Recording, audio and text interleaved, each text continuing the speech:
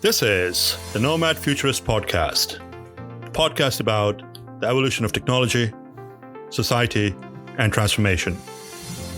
Connect with us, share your thoughts with us at nomadfuturist.com. Let's get this started. Here are Phil and Nabeel. Hello. This is Nomad Futurist. Nabeel Mahmood, your host from Orlando, Florida. This is Philip Koblenz, your co-host, live from Data Center World in Orlando, Florida. Hi, this is Moises Levy here from Data Center World 2021, live in Orlando, Florida. All right, looks like that we made it. We are live, ladies and gentlemen, in person. Moises, thank you very much for joining us.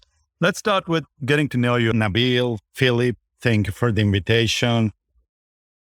Let's talk about a little about me.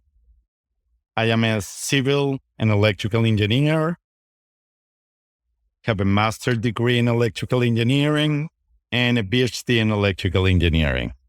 But that doesn't say too much about me. I wake up every morning and I'm eager to do what I love to do.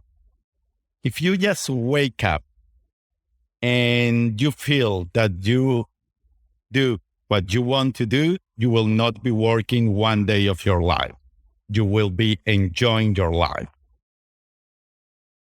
This journey began a few years ago. When I was a kid, I entered to the university and seriously, I wasn't sure what I was going to study. I remember I wasn't sure which major I was going to pursue. Maybe engineering, maybe medicine. I wasn't sure about it.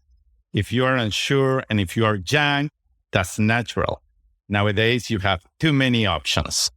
But I decided engineering is a great field. You can be creative, you can innovate, and the most important, you can create to make a better world.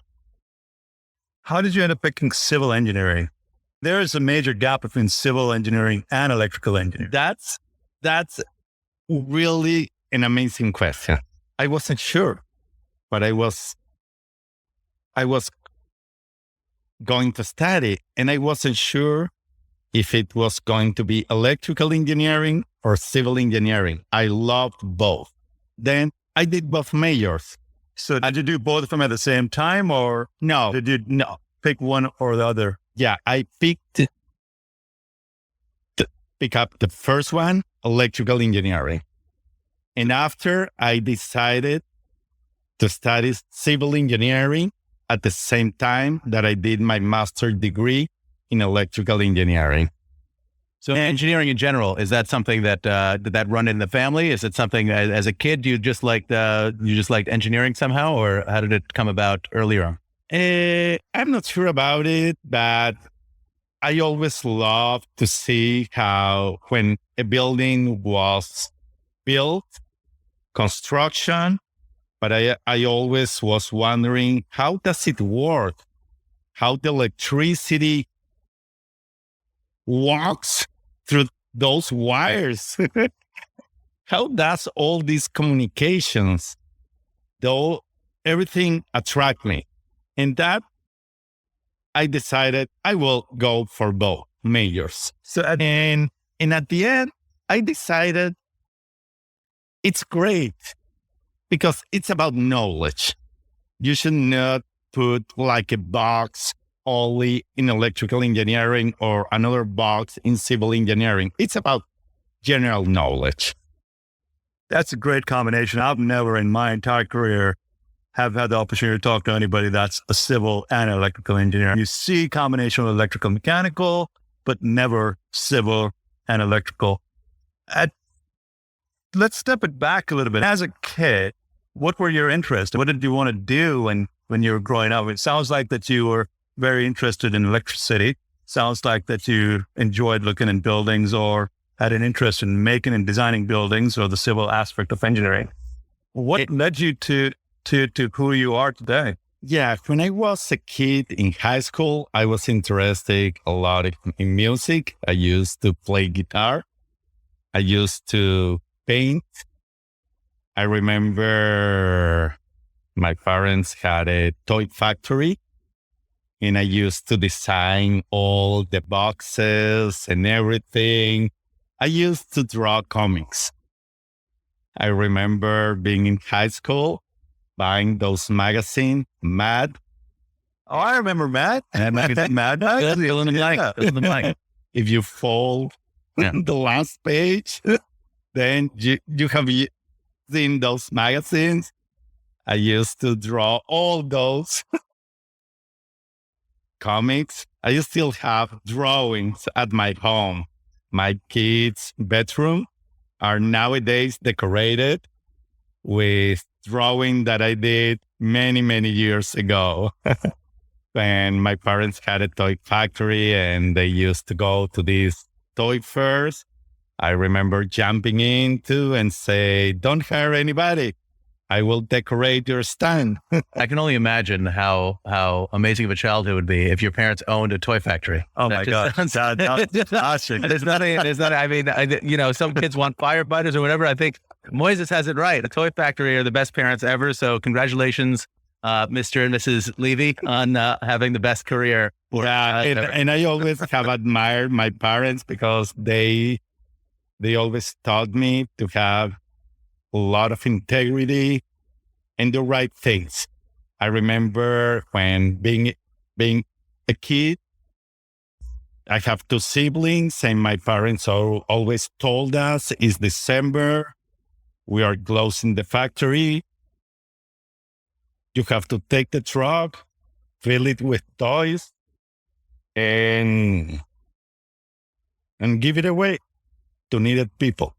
Moises Levy's parents were Mr. and Mrs. Claus. We found him. The original elf. No, I have always done that. All Decembers, we gather a lot of toys, went to certain hospitals with my siblings, and give away toys. Yeah, incredible. Yeah. Where did you grow up? I was born and raised in Venezuela. My parents are from Spain. Amazing. Yeah. Yeah. Well, it's a great part of the story. Like you've got to give back. I think that's the best feeling ever. I can only imagine. Yeah, I believe we have to give back to the society when we have been blessed with many gifts. We have to help others. And after I graduated university in Venezuela. Yeah. Okay. Yeah, I graduated my PhD. I did it here in the US. And I decided I will be teaching part-time because I have to give back to the university and to people. Right. I believe like the knowledge is free and we should share it. It's not like it is something that you will be keeping forever. If you don't share it, somebody else will do. Absolutely. So let's step ahead a little bit. So you've gone to college, you've got a civil and electrical engineering. And a master's degree. And a master's degree. And that stops. And then it stopped.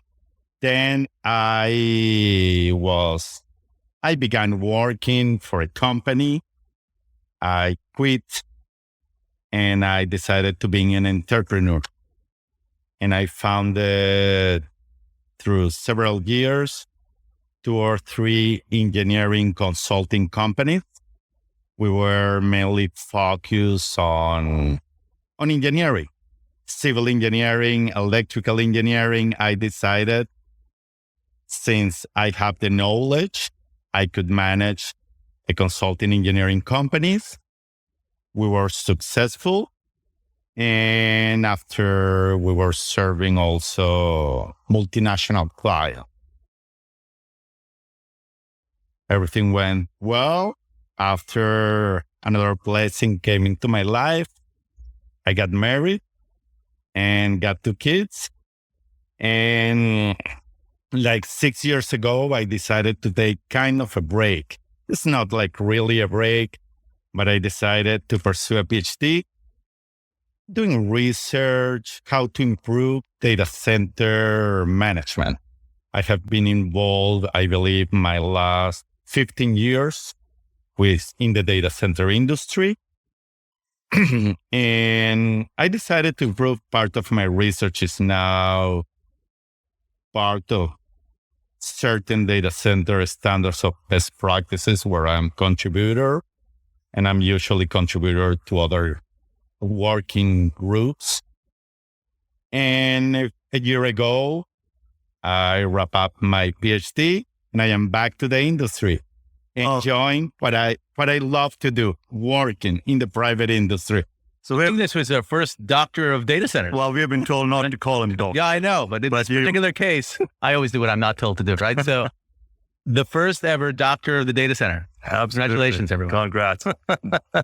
So again, what I want our audience to understand is that you did not know 15 plus years ago what a data center was. Yeah, that's correct.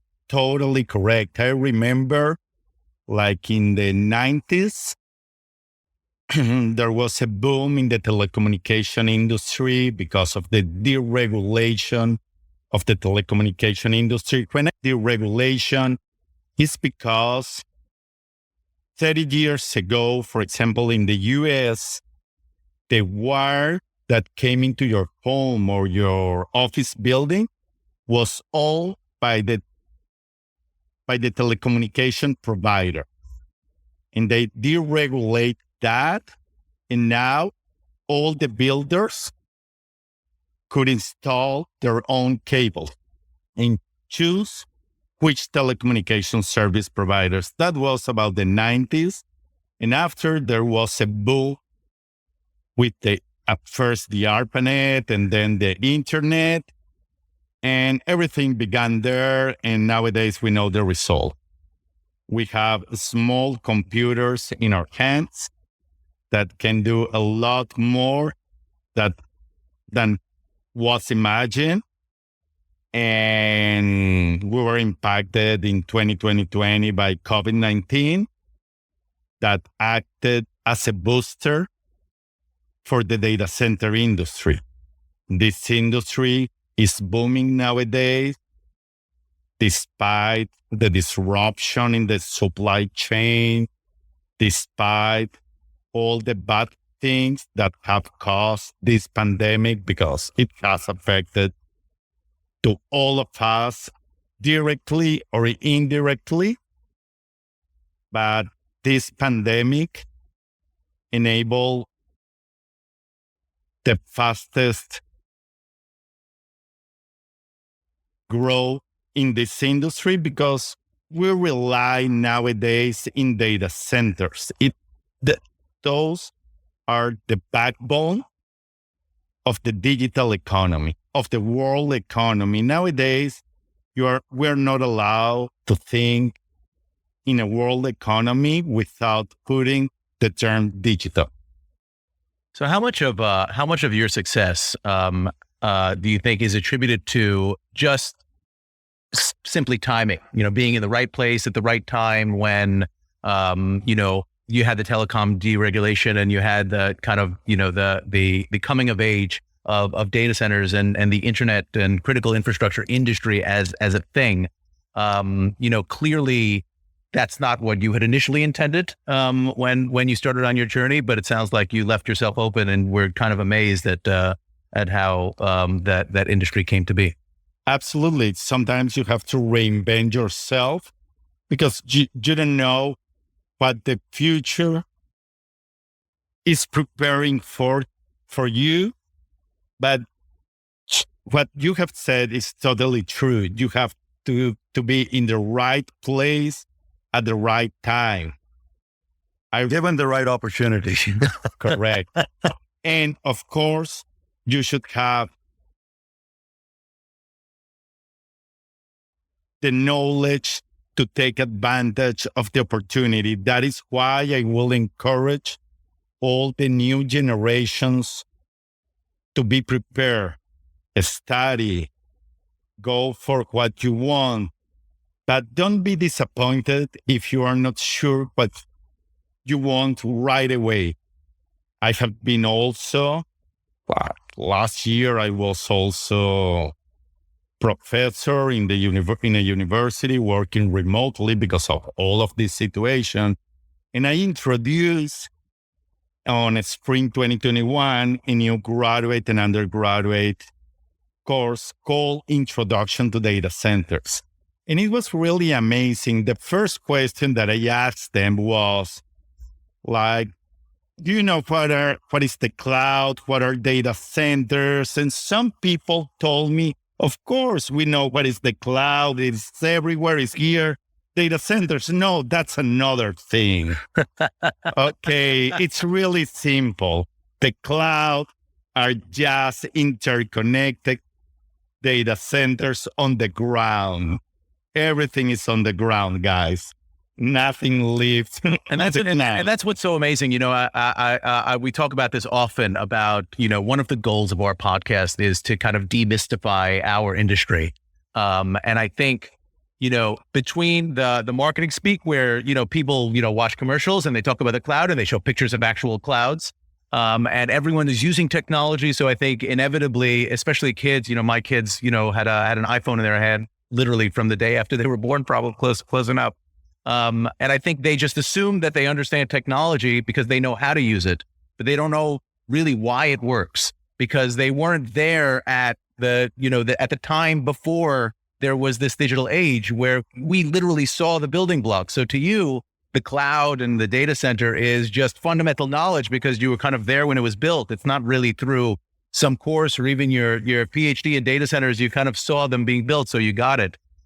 So I think it's incredibly important to introduce, you know, the younger generation to the kind of back end of why all of this stuff works. And to that end, given the fact that you have this university background and you started this introduction to data center courses, what do you think of the kind of educational system that our kids go through now, and you know how they are taught, particularly about or not taught about technology at a young age? I believe that when you go to the university, you have like the fundamentals.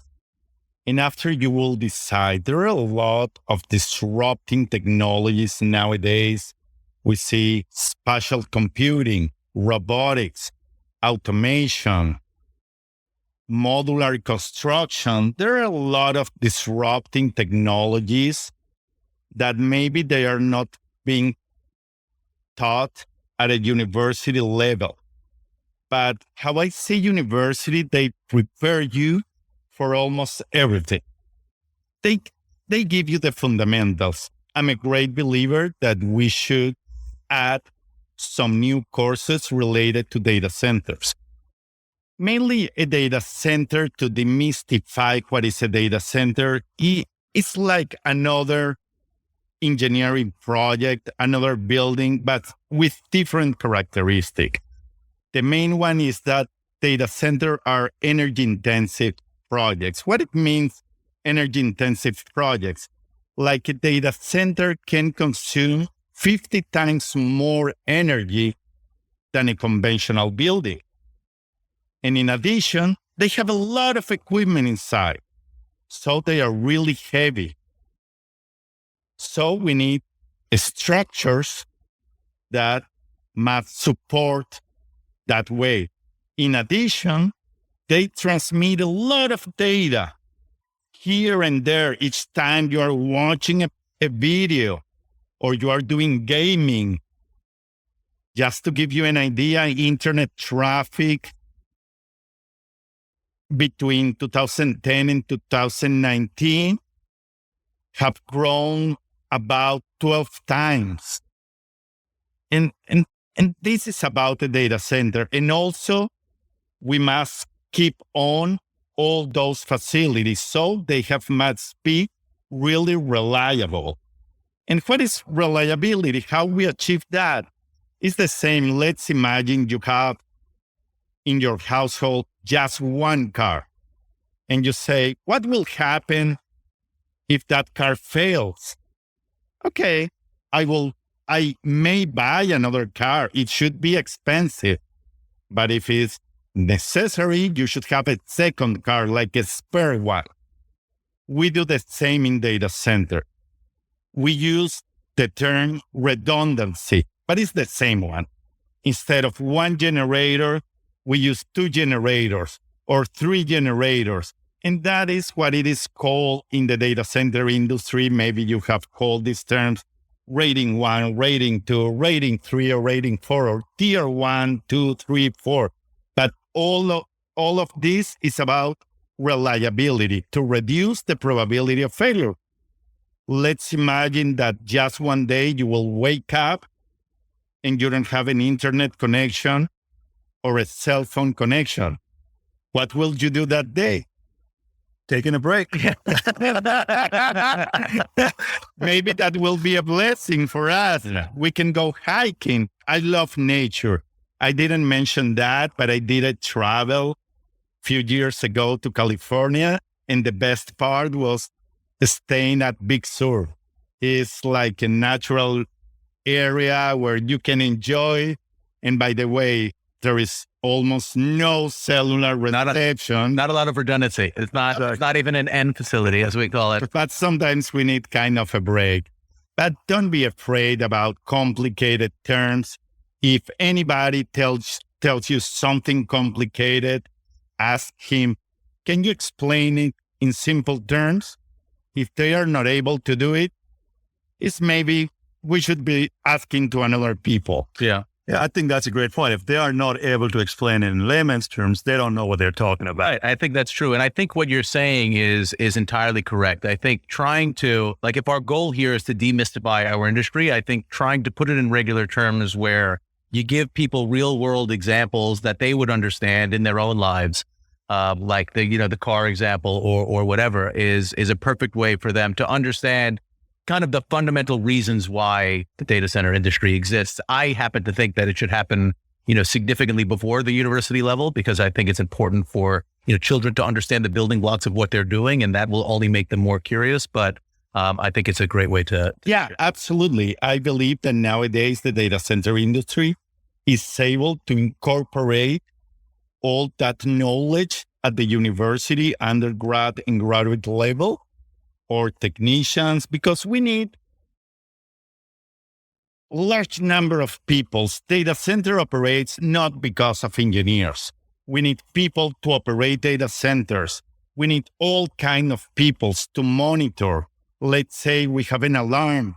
We need people to monitor alarms. Nowadays, we are using AI, artificial intelligence enabled tools to help us to process that massive amounts of data that is being collected from data centers. Otherwise, we are not going to be able. But there are a lot of fields.